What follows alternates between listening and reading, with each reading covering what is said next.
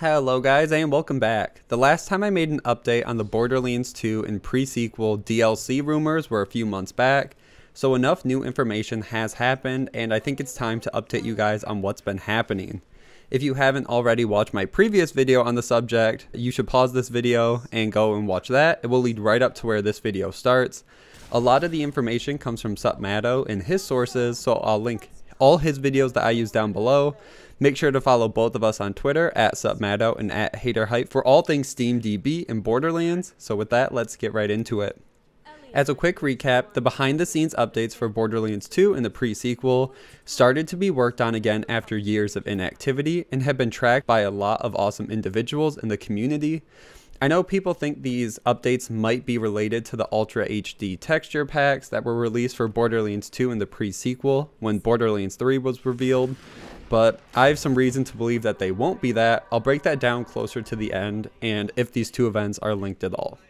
So for the Borderlands 2 branches, Xi and Gamma went a month without a single update in December, but were finally updated again in January, which added a new stable build for Borderlands 2, which means that these pieces are in a finished spot, and progress is still being made and Gearbox is still working on them. The creator of SteamDB confirmed that this looks like a DLC. They've already found that it would look like content that costs money, it won't just be a free update. But he provides an interesting insight since he is the one who created this website and has a pretty good idea what the developers mean with these updates, builds, and branches. So he gave a lot of insight on his thoughts and that this looks like it will be DLC and it will be paid, not just the free UHD upgrade. Supmato linked the lack of updates to Take-Two keeping a close eye on what the community is covering and reaching out to people to keep things a secret, like what we saw with Borderlands 3 LinkedIn accounts and Ghost Punch Games having to make changes to their website. So once they saw attention being brought to this DLC through SteamDB, we assume pressure was being put on Gearbox to keep it as private as possible without making these very public updates all the time, which is why it's been relatively quiet. The pre-sequel though is a better kept secret than Borderlands 2 with their updates. But on the same day, on January 7th, another stable build was added to the pre-sequel. That was the same day the Borderlands 2 stable branch was added. So it seems like they are connected somehow, but people aren't completely sure on what that means. If it was just the UHD updates, they wouldn't have to be updated the same day. It wouldn't really make a lot of sense. So whatever Gearbox is working on, they're doing it through both systems, and they have some kind of team where they're working on them both at the same time. Then it was another quiet stretch for the updates until February.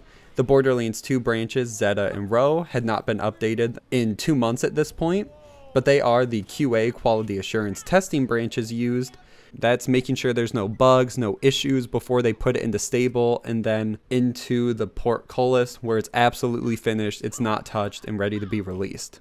Based on that, we know Anemone is known to be a bigger project based on Gearbox's naming structure, which has been broken down by Mental Mars and discussed in the last video. And Anemone is a flower, which relates to a DLC project for Gearbox. As a recap, trees are big projects, bushes are smaller projects, and flowers are DLC. Along with that, Capo received a few updates in February, which is the stable build of the project again. So they are definitely pushing as many things as they can into this stable build and then eventually into portfolio. Gamma and Xi are the nightly automatic updated builds. Something interesting when tracking these changes is usually the nightly build will get an update, then a few days the same changes will be made to the stable builds. So just another thing we're following and more progress is being made.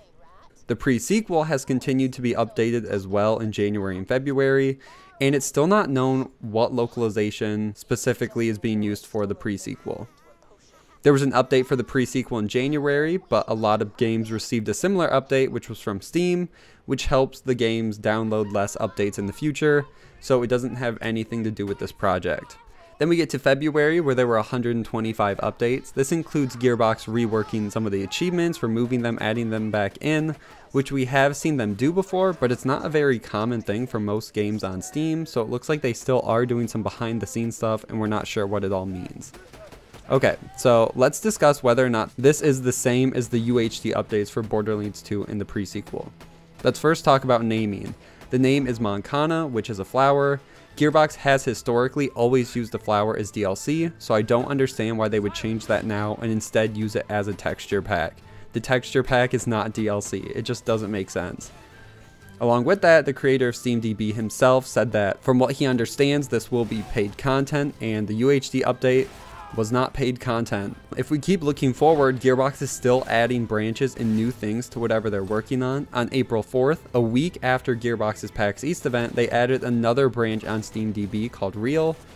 And with everything we've covered in the past, we know it's going to be bigger than these updates.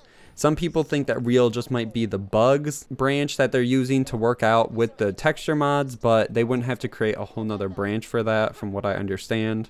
A few other things, the UHD really wouldn't require too much QA testing, localization, and they wouldn't have to keep it as big of a secret if they were worried about this. So just all of this together makes it seem like it is something more and we should be cautiously optimistic about the future. One last thing I want to mention is we have seen Kobe, who is behind a ton of the Borderlands 2 mods, found a Rainbow Rarity added to Borderlands 2, which is not yet being used in-game. So another question in people's minds is why is Gearbox adding a new rarity in-game and not using it?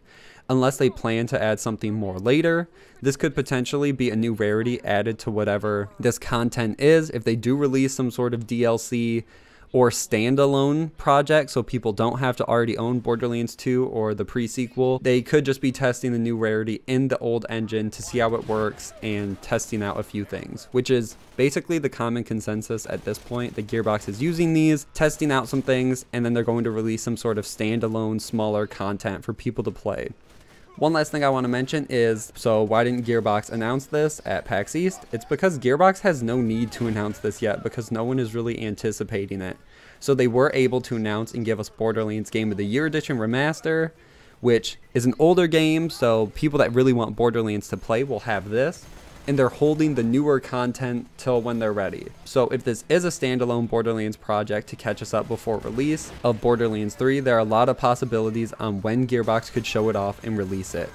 E3 is in June, which is close to the halfway point between the reveal of Borderlands 3 and the release date, and would give the players 3 months to play this new content and catch up on the series.